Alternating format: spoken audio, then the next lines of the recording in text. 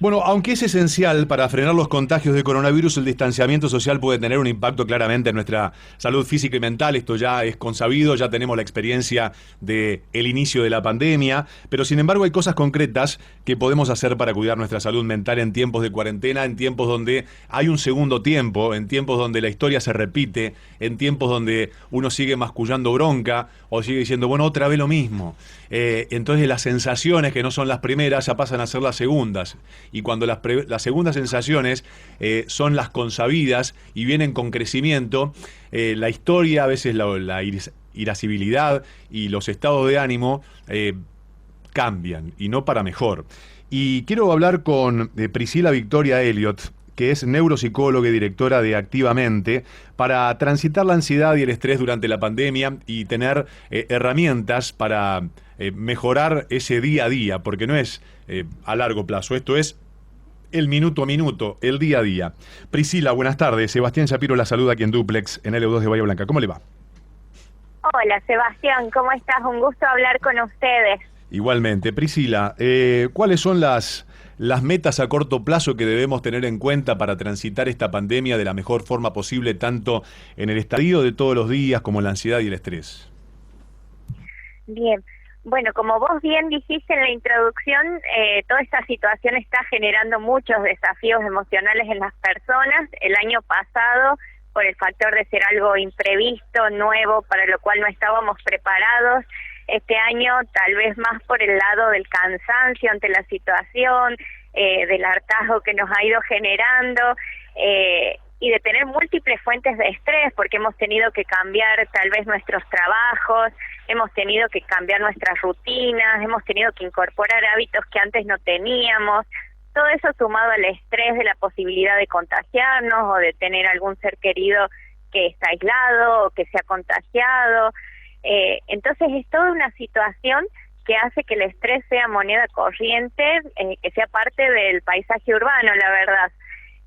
Entonces por eso es que los psicólogos estamos hablando tanto de la importancia de cuidar nuestra salud mental en estas épocas, porque más allá del cuidarnos de la pandemia en sí, se habla de que todos los desafíos emocionales y las dificultades a nivel de salud mental van a ser otra pandemia ante esta realidad. Entonces, por eso es importante que cada uno se piense a sí mismo, piense cómo está atravesando esta situación, busque ayuda cuando la necesite o implemente técnicas de las que existen para poder manejar estas emociones. ¿Y cuáles son las técnicas que aconsejas, las que uno puede tener mejor a la mano como para empezar a transitar ese momento y hacerlo de lo más cómodo posible? Mira, lo primero que habría que hacer para poder saber qué técnica me va a servir es entender de dónde proviene mi estrés.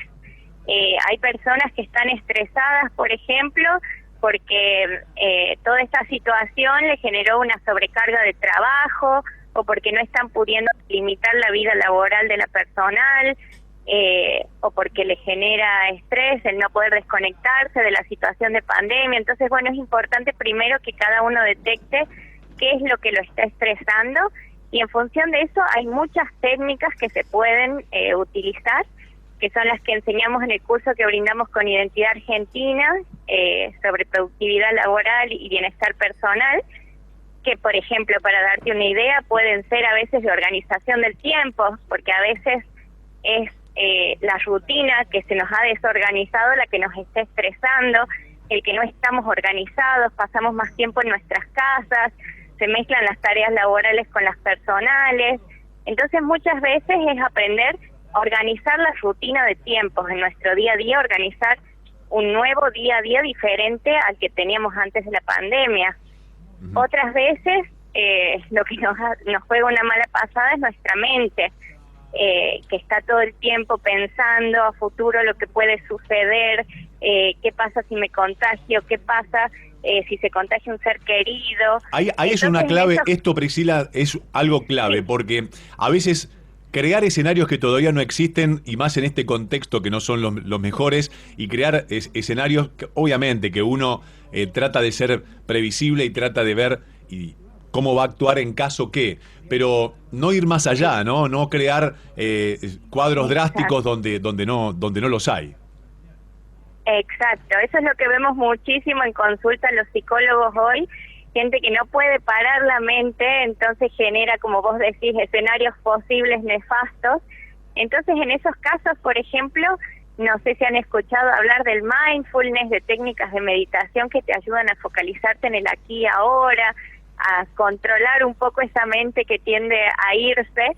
Entonces, son todas técnicas que ayudan muchísimo a focalizarse en el aquí y ahora, que bueno, aquí y ahora estoy atravesando esta situación, pero voy haciéndolo bien, voy haciendo lo mejor que puedo, y no tratar de adelantarme a cosas que puedan suceder. Entonces hay muchas técnicas, bueno, de mindfulness u otras de que son más de relajación corporal, relajación muscular, que también ayudan muchísimo en el sentido del estrés.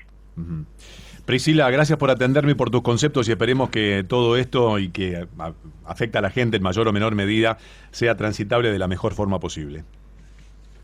Muy bien, muchísimas gracias. Bueno, y todos invitados al curso de Identidad Argentina, si quisieran hacerlo, que sobre todo nos enfocamos en las dificultades que ha traído para los trabajadores, ¿no? Que han sido uno de los grupos que más cambios han tenido, que han tenido que digitalizar sus funciones, que han tenido que empezar a trabajar desde sus casas, o que han tenido que replantearse sus negocios, sus emprendimientos, sus roles.